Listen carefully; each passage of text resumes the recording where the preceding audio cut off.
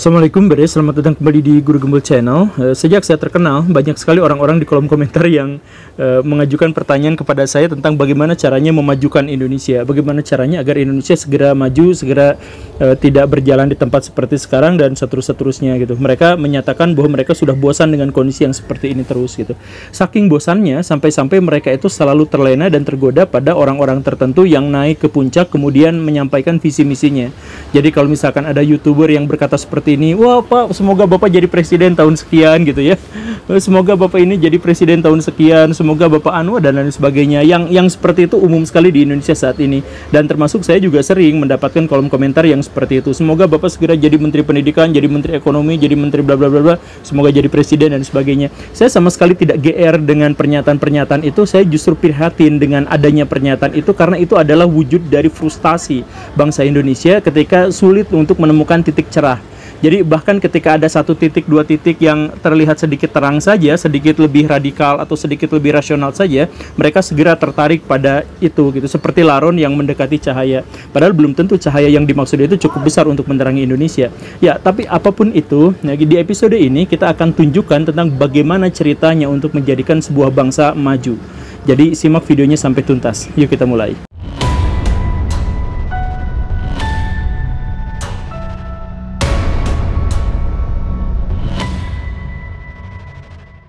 Bagaimana cara membuat sebuah negara itu menjadi negara yang maju?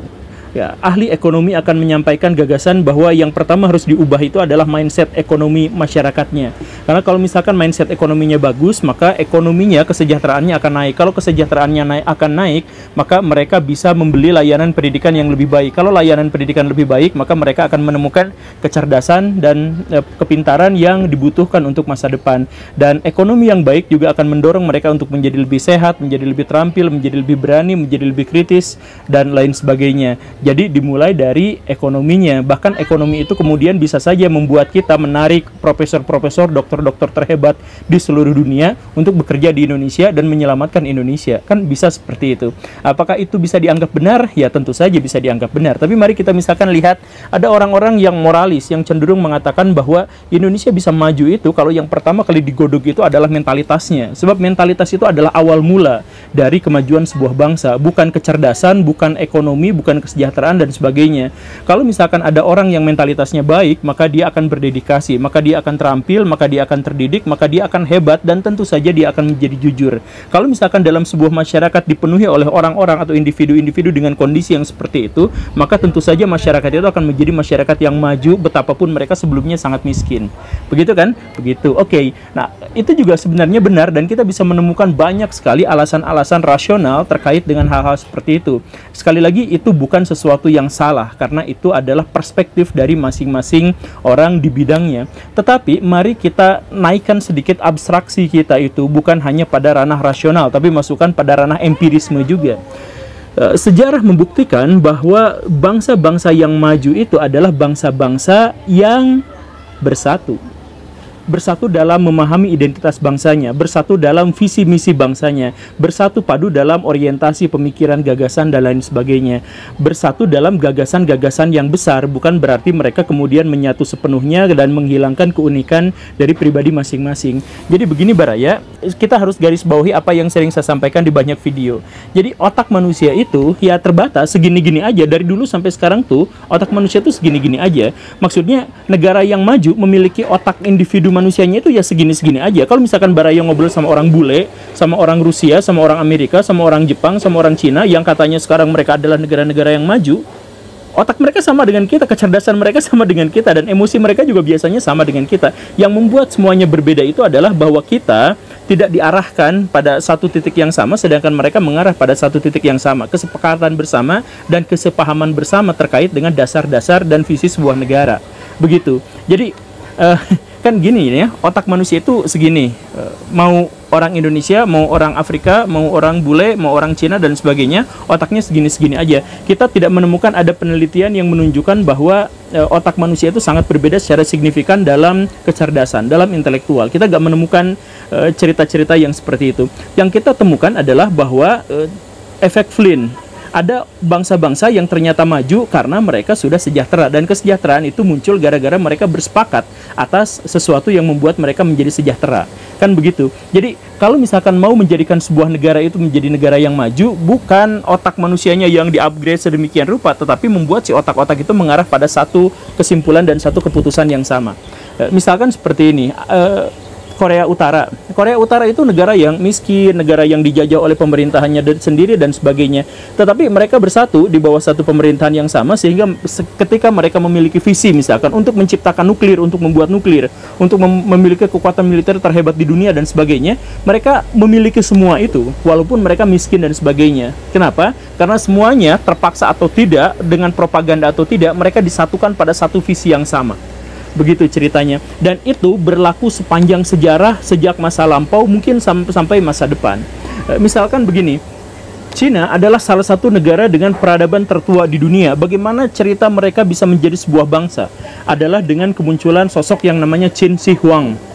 Sebelum itu, Cina memang sudah memiliki peradaban, tetapi peradaban mereka itu adalah peradaban yang terkotak-kotak dan terpisah-pisah.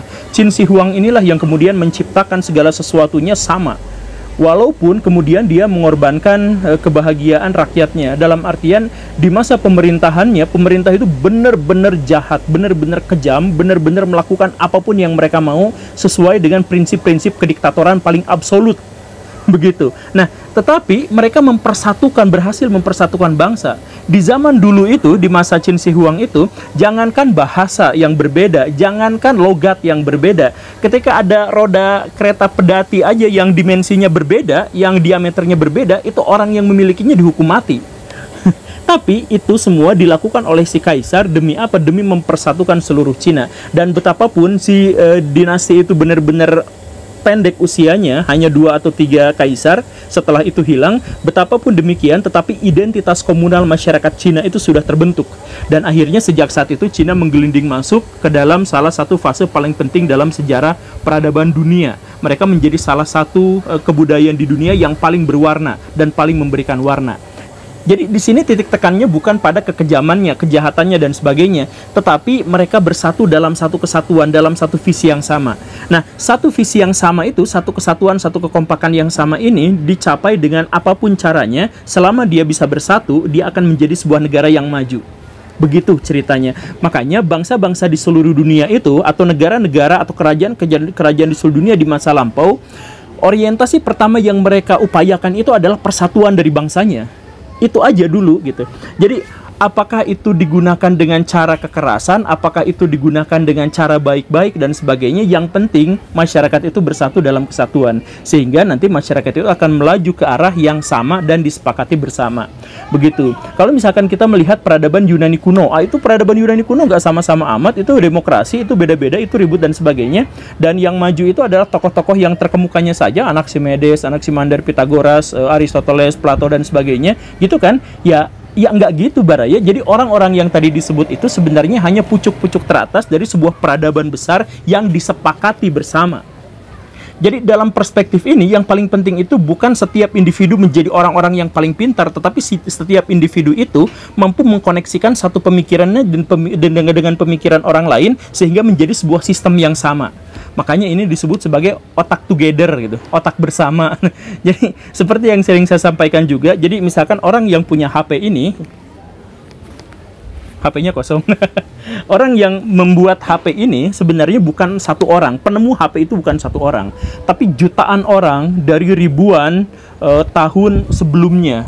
Jadi jutaan orang dari setiap individu-individu di setiap generasi. Jadi ada orang-orang yang berkontribusi untuk menciptakan kaca, menciptakan besi, menciptakan sirkuit listrik dan sebagainya. Nah, jutaan orang itu disatukan dalam satu ini yang namanya adalah handphone kosong. Nah, artinya apa? Si handphone kosong ini bukan gara-gara dicetuskan oleh orang jenius, oleh orang yang hebat, bukan, tapi oleh begitu banyak orang yang menempati posnya masing-masing. Begitu. Nah, cara orang menempatkan posisinya masing-masing itulah yang disebut sebagai otak together, otak bersama gitu.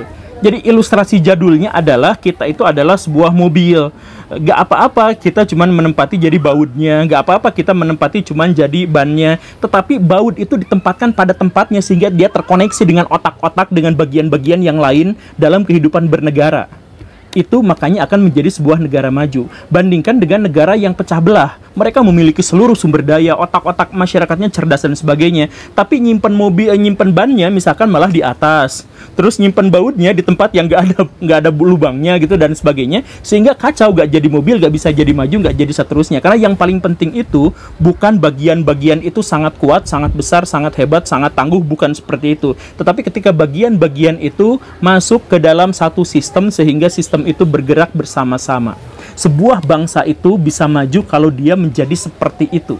Kalau misalkan Indonesia mau maju, sebenarnya kan kita punya banyak orang-orang cerdas yang ada, iya kan? Nah, tapi kenapa kita nggak maju-maju? Yang jadi masalah adalah orang-orang cerdas itu saling berjibaku, baku hantam, ego-egoan, bikin komunitas, bikin kelompok, bikin partai satu sama lain, kemudian bersaing di situ dan kemudian menjelekkan satu sama lain. Kan masalahnya itu di situ. Coba kalau seandainya orang-orang paling hebat di Indonesia, misalkan Pak Habib Rizik, Pak Jokowi, Pak apa, semuanya menempati posisinya masing-masing dan mereka tidak saling gontok-gontokan, semuanya, Indonesia akan menjadi sangat maju. Dan ini pula lah yang dicontohkan oleh Cina dan India.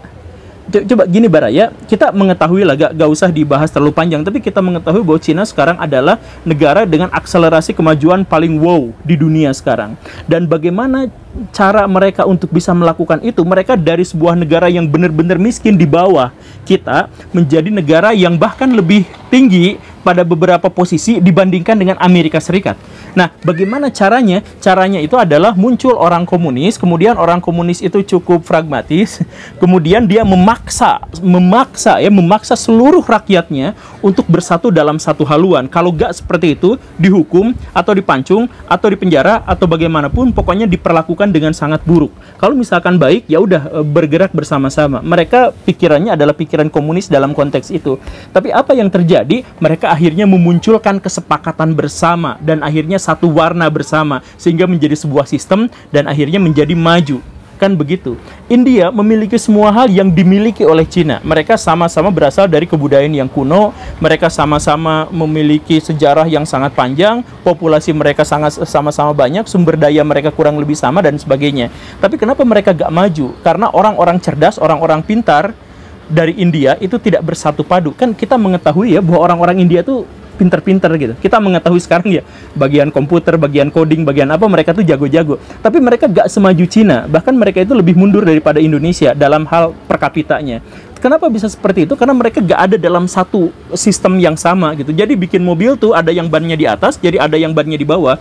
Jadi ketika maju ya majunya engkut-engkudan seperti itu. Begitu. Nah, peradaban barat, kenapa mereka bisa bersatu? Mereka tidak dipersatukan oleh kediktatoran, tetapi mereka dipersatukan oleh kesepahaman bersama tentang seni dan ilmu pengetahuan. Dan akhirnya menjadi sebuah bangsa yang maju. Kenapa misalkan Amerika Latin itu tidak maju? Padahal mereka dekat Amerika Serikat, banyak bulenya di sana, banyak orang-orang pinternya dan sebagainya. Ya karena mereka ribut di dalam negeri. Keributan itulah yang akhirnya membuat potensi-potensi mereka untuk menjadi bangsa yang besar itu digagalkan sejak awal karena mereka tidak menghasilkan sebuah gagasan sistemik tentang sesuatu. Dipahami bersama kan? Nah, jadi fokus kita sekarang itu bukan menjadi cerdas secara individu, bukan menjadi hebat secara individu, tetapi menjadi bagian dari masyarakat dan bersepakat atas satu hal untuk kemajuan bersama. Jadi otak together kita itu, otak bersama itu harus kita wujudkan sekarang juga. Itu syarat utama bagaimana caranya agar kita bisa menjadi maju. Bayangkan bahkan Mongol saja di masa lalu yang penduduknya sedikit, yang peradabannya benar-benar di bawah, mereka mampu menghancurkan seluruh dunia, menyapu peradaban-peradaban besar ketika mereka ada dalam satu kepemimpinan yang sama dan ada dalam satu otak together yang sama, otak bersama yang sama. Ketika mereka kemudian akhirnya pecah belah gara-gara setiap bangsa menularkan pikiran kepada mereka masing-masing dan mereka mentalitasnya pecah, ya udah Mongol menjadi kondisi yang seperti sekarang saja. Begitu. Bayangkan Mongol yang peradabannya tertinggal jauh, yang bahkan bikin besi aja mereka belum tahu caranya, tiba-tiba menjadi satu kekuatan kolosal di masa lalu. Kenapa kita nggak bisa melihat yang seperti itu? Cina sekarang meniru itu. Kenapa kita nggak bisa meniru hal yang sama? Ternyata kita nggak bisa meniru seperti itu karena ego kita masih terlalu kuat, dan kemudian di Indonesia kita masih menemukan banyak sekali pengkhianat-pengkhianat bangsa. Pengkhianat-pengkhianat yang lebih memprioritaskan keterkenalan dirinya, kehebatan dirinya, dan kemunculan dirinya di dalam televisi dan YouTube dan sebagainya, dibandingkan dengan keinginan dia untuk mempersatukan bangsa untuk mencapai satu tujuan bersama yang lebih besar. Makanya orang-orang besar di Indonesia itu saling tuding, saling jelekan, saling ejek dan sebagainya. Mereka nggak mau bekerja sama satu sama lain untuk mencapai satu tujuan yang sama. Kan begitu. Maka kalau ada di antara baraya nih, kalau ada di antara baraya yang menjadi pengekor-pengekor dari mereka, mereka yang nyebut cebong, itu buzzer, itu kampret, itu kadrun, itu apa dan sebagainya, itu kan pengikut-pengikut. Itu kan adalah orang-orang pinggiran gitu yang hanya mengikuti itu adalah pengikut para pengkhianat bangsa. Kalau baraya masih ada di tempat itu, baraya masih menjelek-jelekan saudara sebangsa sendiri dan dilabeli dengan yang seperti itu, baraya akan menjadi pengikut-pengikut dari para pengkhianat bangsa. Jadi kalau misalkan baraya mau Indonesia menjadi maju, tolong hilangkan sekat-sekat yang seperti itu. Bahwa ada kelompok anu memang radikal, iya memang identitasnya. Tapi kan secara pribadi bisa kita ajak diskusi. Ada orang-orang yang seperti ini, ya udah ajak diskusi dan sebagainya. Kalau misalkan ada pengkhianat-pengkhianat besar itu, ya tinggalkan mereka, bukannya malah mengagumi mereka kemudian mendorong jadi presiden, yang ini juga supaya ini jadi presiden dan sebagainya. Akhirnya gontok-gontokan nggak jadi lagi, bangsa Indonesia nggak maju lagi gitu kan. Indonesia tuh setiap ganti presiden, misalkan kurikulum pendidikan ganti, kebijakan negara ganti, orientasi ganti, semuanya ganti. Ya kapan majunya? Karena kita gak ada dalam satu visi yang sama. Kita tuh gak ada brain together-nya, kita tuh gak ada otak together-nya, gak ada otak bersamanya. Gitu ya baraya ya. Video ini semoga pendek dan semoga sangat sederhana, karena ini akan menjadi pengantar bagi video-video yang lain yang mungkin lebih besar lagi. Terima kasih karena sudah menyimak. Saya Guru Gembul. Assalamualaikum warahmatullahi wabarakatuh.